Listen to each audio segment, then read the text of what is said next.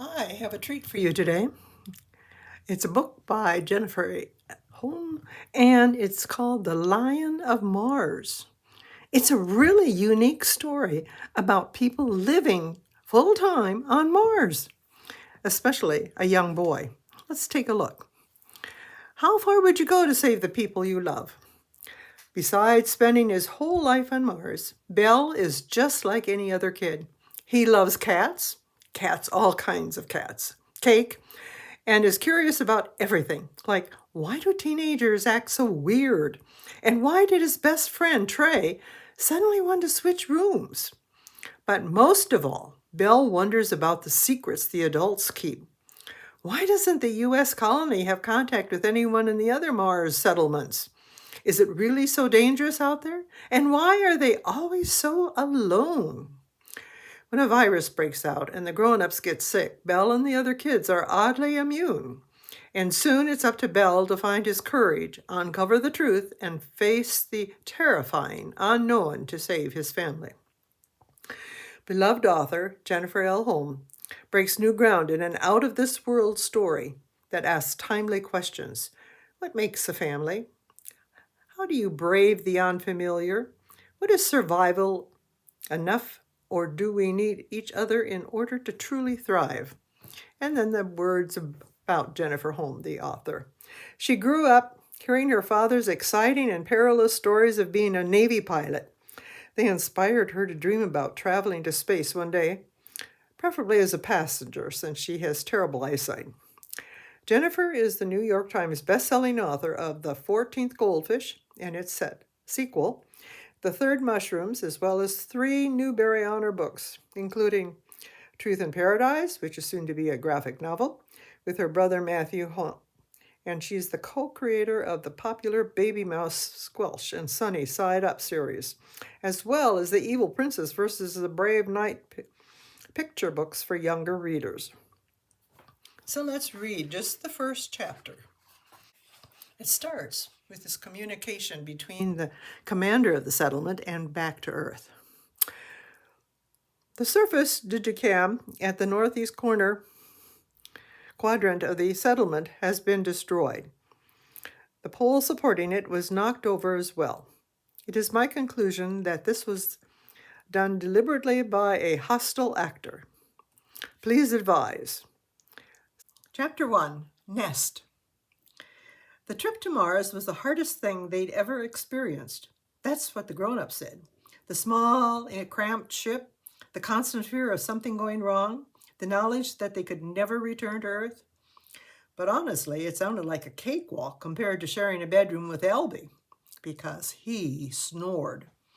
I hadn't had a decent night's sleep since Albie started bunking with me. I tried just about everything to block the noise. Earplugs, sleeping under the blanket, even a thick hat with flat ear flaps, but none of them worked. It was surprising because Albie was perfect. He was easygoing and did his chores without complaining. Of all us kids, he was the least likely to throw a fuss. Sigh. But it turned out that there was one thing Albie wasn't good at, sleeping quietly. And I didn't know which was worse, Albie snoring or Trey wanting to change rooms. For as long as I could remember, Trey had slept in the bed across from mine. My drawings of cats and his drawings of aliens had papered the walls. Our plastic models crowded the shelves together. Then, 2 months ago, Trey suddenly asked to switch bedrooms. Next thing I knew, Trey was sleeping across the hall in the older kids' room with Vera and Flossie while Albie was snoring in mine. And me? I wasn't sleeping at all. Neither was Leo, from the looks of it. The old cat was sitting up in bed, flicking his tail in annoyance. This room switching thing had happened once before. Back when Trey and I were little, the grown-ups had moved us boys into one room and the girls into the other. Albie was older than me and Trey, and so he was allowed to stay up later. The problem was that Albie would make a lot of noise when he came to bed, and he'd wake us up. The experiment was abandoned after a week. Now, all these years later, Albie was keeping me awake again. Across the room from me, Albie let out a loud, waffling snort. I groaned, pulling the pillow over my head. "Albie," I said. He didn't move. "Albie," I shouted. He sat up abruptly, looking around the dimly lit room in confusion. Elby was tall, with broad shoulders. Darby said he would have made a good football player. Football was an earth game where you threw around a ball and knocked into people. I didn't really understand it. "What's wrong, Belle?" Elby asked, his hair sticking out crazily everywhere. It was always funny to see him without his Dodgers ball cap. He only took it off at bedtime. "You're snoring," I said.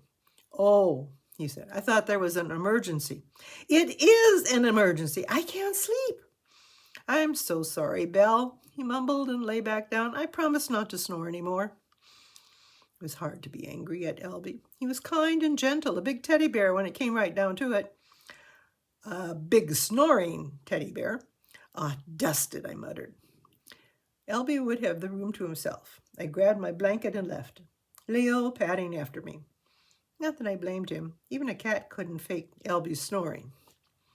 Leo and I walked down the twisting corridor, one way lit up by the cold blue light of nighttime. The light changed to mirror the time of day. In the morning, the blue would transform to a warm, bright yellow. This was supposed to help us to have a sense of time because the settlement was mostly underground.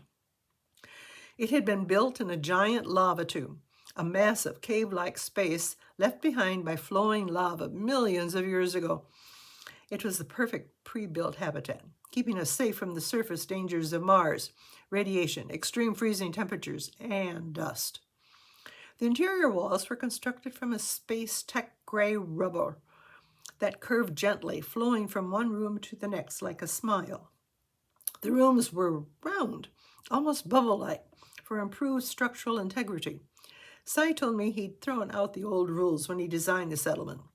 Apparently on Earth, people lived in boxy structures with hard corners.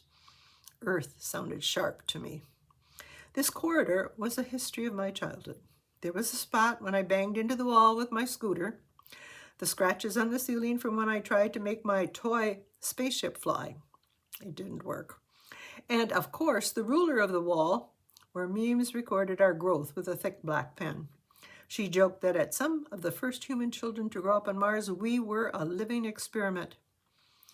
Farther down the way was a board with digipics of us when we had arrived on Mars.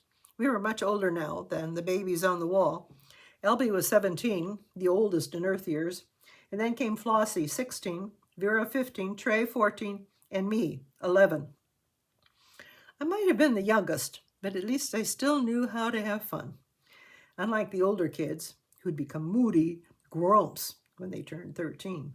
Of course, in Mars years, we were much younger. It takes Mars 687 days to go around the sun.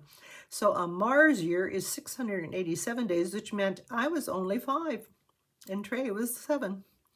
Ahead of me, Leo stopped to sniff at something, his tail flicking in the air. When I was little, there had been a lot of cats. Bella, Moochie, Harley, Sesame, Little Cat. As the years went by, the cats died, and Leo was the only one left. But I still remembered them all. Then Leo and I were leaving the children's wing and passing the shared areas, the recreation room and the mess hall and kitchen that bookended the two sleeping wings. The recreation room was illuminated by the flickering light of a digi-reel that someone had left playing. Like the rest of the settlement, the room was painted a pale blue. It was supposed to be a soothing color that mimicked the Earth's sky. There was an L-shaped couch with a loop rug woven from old clothing. Darby had created the rocking chair from plastic barrels. Everything was recycled on Mars. Even the plant that decorated the room was made from algae paper, although it was getting old and the leaves had become brittle and started to crumble. Aside from the couch and rocking chair, there was the small plastic table we had played at when we were little. These days it held Flossie's sewing machine and fabrics instead of our clay and crayons. Then there was a plastic display case next to the wall, which housed the rocks that we children had collected over the years.